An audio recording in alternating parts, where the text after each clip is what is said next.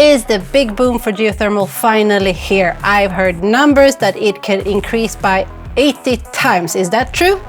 I think so, Kristina. We're moving into the geothermal decade, and according to Department of Energy's new Liftoff report, it can be as big as 80 times or even higher than that. Today we will dive into geothermal, the difference between the sorts of geothermal there is, and also what it can do for you. Stay tuned.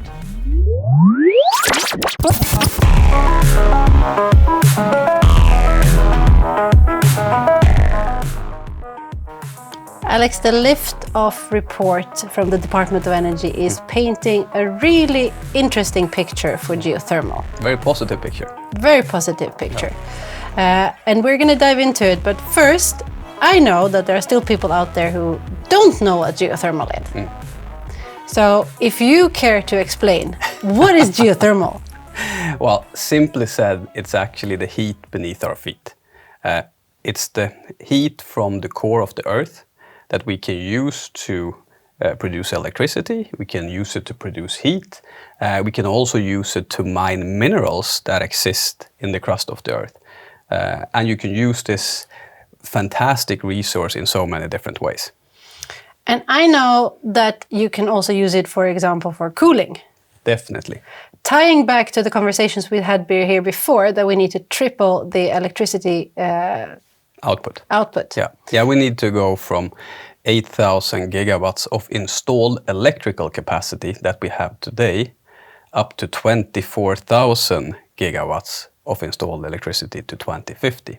So we need to triple that in order to reach a net zero goal. And in this we can also add what needs to be done for heating and cooling and all of that. So it's a big demand coming. So what can geothermal provide to reach this goal? Well, I think if we look at how are we going to reach 24,000 gigawatts, because that's a massive number. Solar, wind, storage will play a critical role, and that's where we see a massive scale up. But the problem is that in the grid, you need a clean, firm baseload power. And this needs to be a minimum 10%, some claim 20%. So, 2,400 of these gigawatts needs to come from either hydro, nuclear, or geothermal. So geothermal plays a critical path in decarbonizing and reaching net zero and reaching the total of 24,000 gigawatts by 2050. So we're sitting here with a huge source of energy that is basically untapped. Why isn't it bigger than it already is today? The first geothermal power plant was actually built already in 1904. So we are old. We are a very old industry, but if you look at it, we have only deployed 17 gigawatts. Now we need to build, several hundred of gigawatts in less than 25 years. So we have a big task to do, and this is also where the next generation of geothermal technologies will play a critical role. So you're saying the word next generation. What is the current generation about? Tell us about the difference. But usually you categorize it in two different parts. So you have conventional geothermal and unconventional geothermal. So conventional, when it comes to electricity production, is where you locate hydrothermal resources. That means that you drill into cracks in the crust of the earth, where you have fluids being heated up, and you can use the steam or water to produce electricity. That means that you're dependent on finding the resource. Exactly. So, close to the tectonic plates that you have around the globe, you can usually find these areas, these geographic locations where you can harness these geothermal fluids. And for anyone who hasn't seen this, you often see pictures where it's like steamy steam coming up from water or from actually ground. You can see it in places like Iceland, for example, New Zealand, Japan. Yes. So all of these sources that actually are already there. That's what you're looking for, but the bigger source underneath. Exactly. So that's the conventional geothermal, where you tap down to existing either reservoirs or fracture zones where you have fluids that you can take up, produce electricity. Or heating or cooling. Or heating and cooling. When we talk about next generation geothermal, it's actually man-made fractures or reservoirs or closed loop systems. So you're not dependent on the geography in the same way. So suddenly geothermal can be everywhere. Suddenly geothermal can be everywhere. For heating and cooling, it's already now everywhere. This way you take away the geographical limits where you have to find this reservoir or these cracks. You can actually make them yourselves. And if you can do that, you can scale it up, you can improve the supply chains, you can improve the way that you fund project. So it also means that you can deploy it in a much faster way. Okay, so here comes a comment from my mother, Liliana. Will the world look like a cheese with a lot of holes in it if geothermal continues? Because what you're saying here is that we can drill anywhere, we just put a hole in the ground and we're going to find resource. Will we have holes everywhere? We will probably have holes everywhere, and we already have holes everywhere. So you have if you look at the oil and gas industry, for example, now they drill plus 70,000 wells every year. If we want to switch that drilling into geothermal instead, and if you look at geothermal electricity production, we only drill around 800 wells a year. So we are going to need the wells to harness. However, there's no, it doesn't damage the planet in any way. And I've seen reports that say that even if we would electrify the whole planet with geothermal, it would cool down like 0.1 degrees over the next 5,000 years, something like that. Interesting. I hope my mom listens to this. We will not have the discussion anymore. We'll see. The good she's thing the hardest one to convince, actually, I think. Yeah. She is. But actually, the world will not look like a cheese with a lot of holes in it. Maybe we can invite her to the switch. That would be fun. Oh, Mom, you're invited to the switch next time you're in Sweden. Good one. Let's go back to the potential here. So we had conventional, we have unconventional, so next generation. Yeah. And taking us back to the report that actually U.S. Department just a couple of months ago released, it's the Energy Liftoff report on geothermal energy.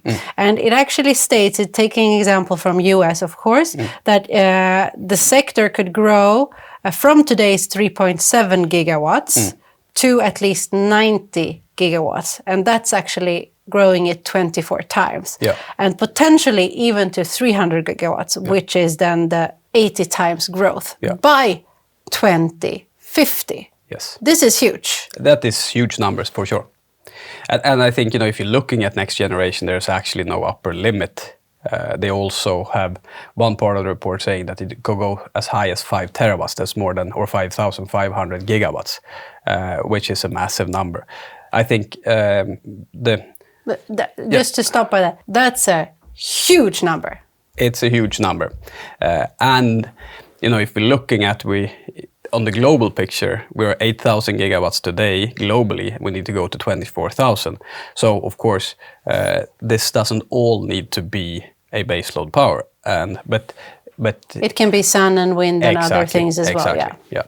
It needs to be renewable. Yes.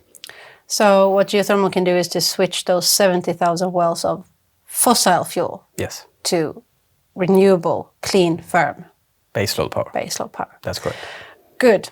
All right. Let's dive in a little bit more into what this Liftoff report actually says. So it's making a difference between conventional and next generation. Yeah. And if you just take 1 minute on just explain, because conventional also have a huge potential. The U.S. Department of Energy estimates that that's up to 40 gigawatts. That could be developed up to 2050. And then when you go into next generation, that's where you have the really big numbers. Now, with conventional geothermal, you already have a supply chain. So with a larger interest and more technology development in there, that could actually roll out quite steadily over these 25 years.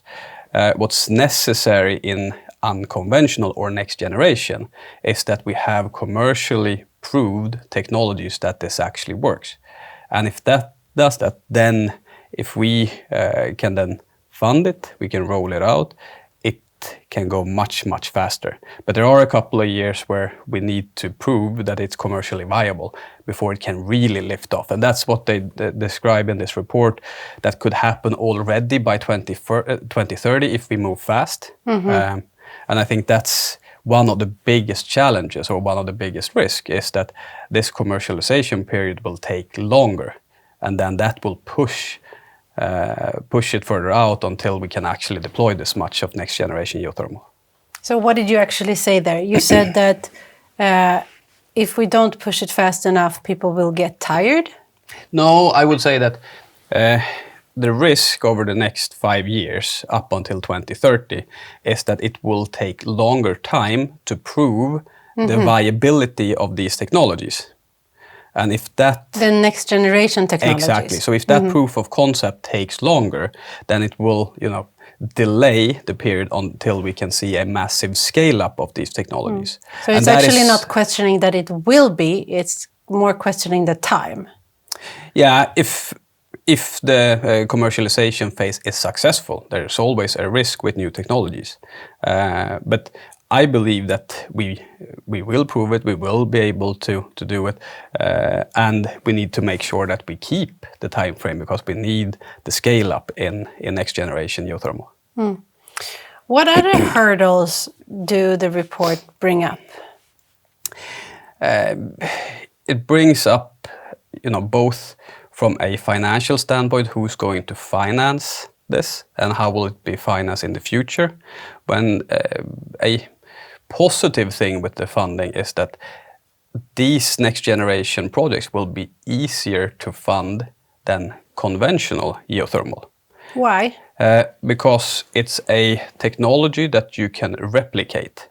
So if you look at conventional, you usually bring in traditional project finance when you have verified the resource, i.e. you have drilled a minimum of 50% of the wells necessary, so that you can show, okay, we will at the minimum be able to produce these many megawatts.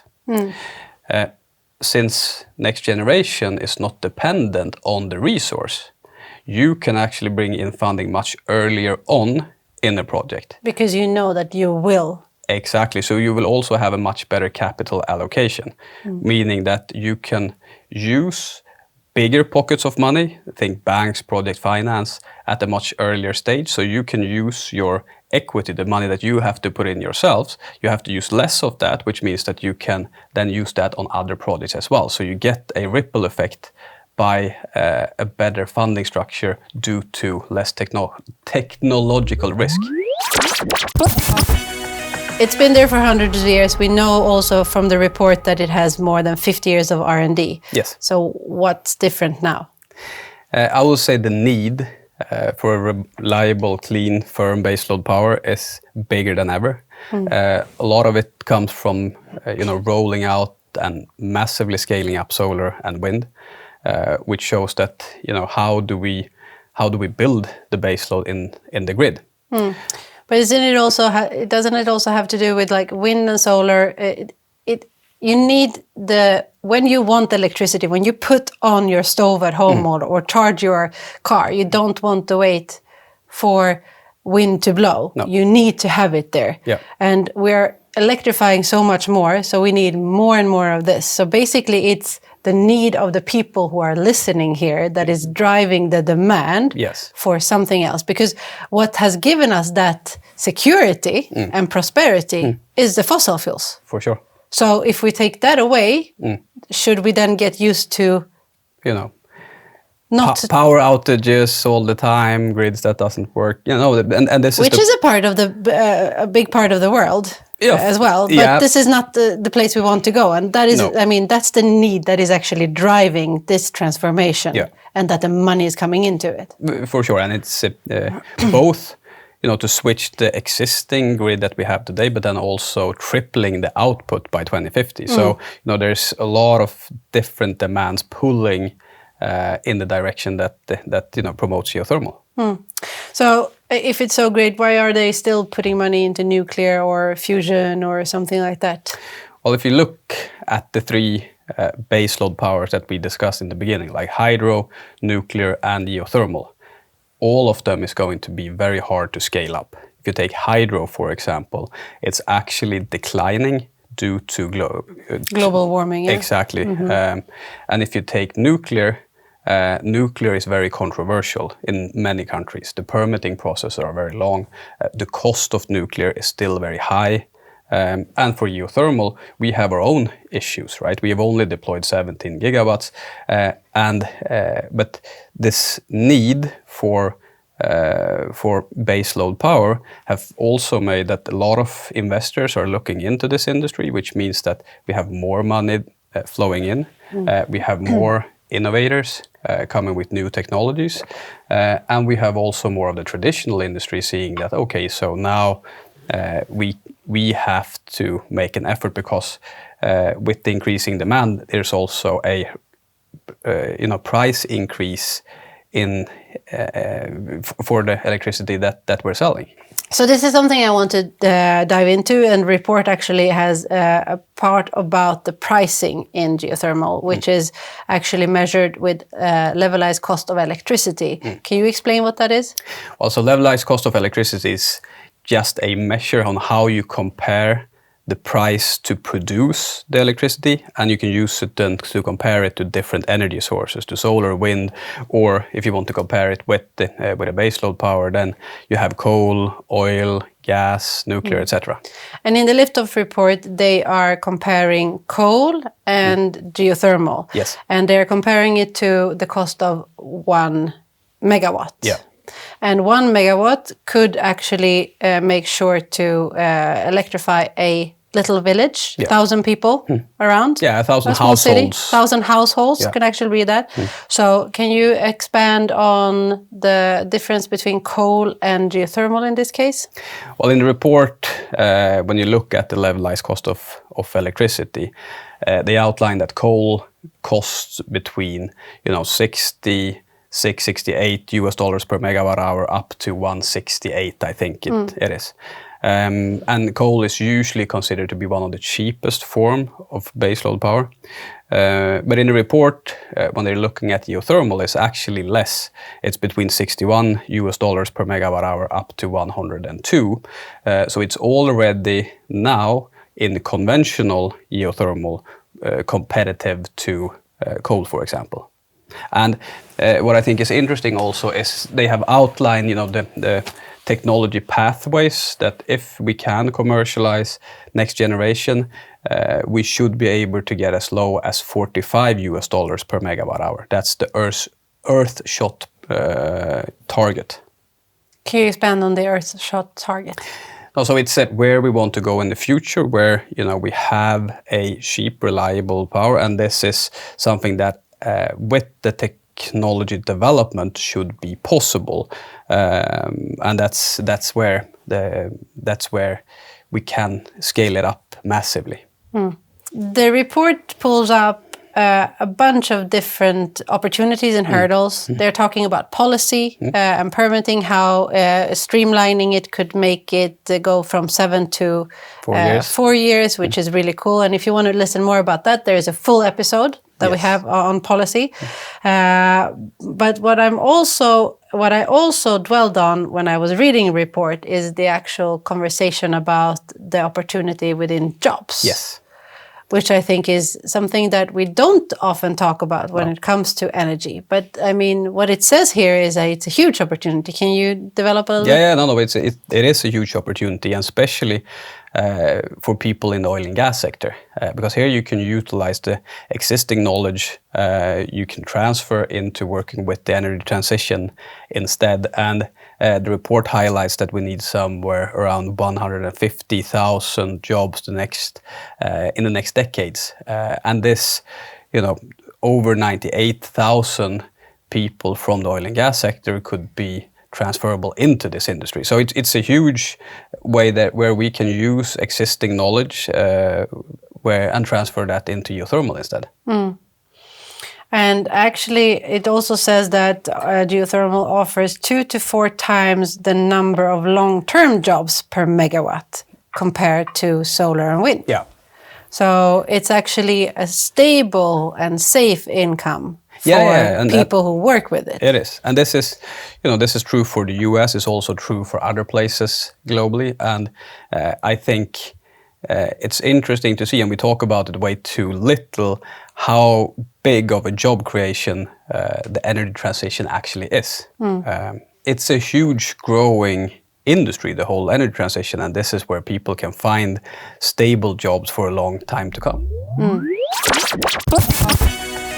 The report also states that if we want to achieve this, we need to increase the grid capacity by 25 times. That's also a huge task. Well, yeah, and talking about the grid, that deserves its own episode because it's very challenging. If you look at the grid in both Europe and the US, they are ancient. We're talking 40, 50 plus years, and they are developed for one type of energy source where you have like a nuclear power plant or huge coal plants delivering. Now with when we're in the energy transition, we need to adapt the grid and we need to increase the grid. And how is this going to happen? And that's one of our biggest challenges. So it will get its own episode. We promise you that. Yeah. Summarizing the report, the opportunity is immense. So it says that geothermal can grow by 80 times, which is amazing. But what are other takeaways from the report for you?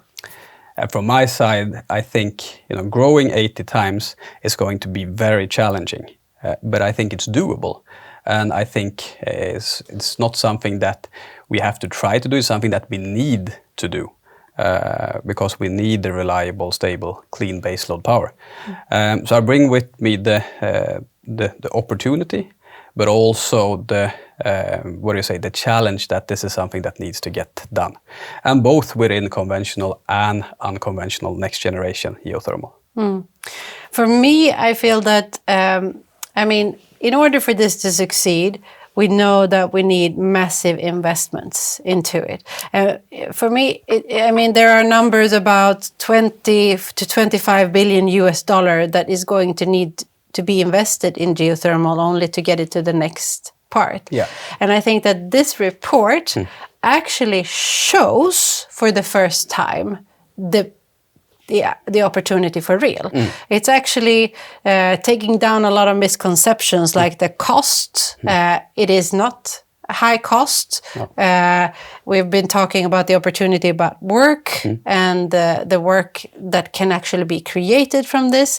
And we haven't even mentioned the ecosystem around that. Yeah. You mentioned it a little bit in the beginning, the lithium and all the other things that could actually be with this. Yes. And I think that these kind of reports are crucial for an industry to actually leapfrog forward. You need to have a source that actually provides you with this. And I think that this is what the Department of Energy really have done good here. Yes. They are providing the industry with facts that they can take into conversations, right? So to summarize, there's a massive opportunity. There's a massive, both in generating more electricity, also to find very interesting jobs in the whole geothermal ecosystem. And the time is now. Boom! And I pushed the awesome button. I've been missing that button, by the way. We need to get more. Is it because it's only you and me in the studio? Yeah, so not so much bullshit? No, it's only awesome. Or it's just bullshit and we don't dare to push the button. You never know.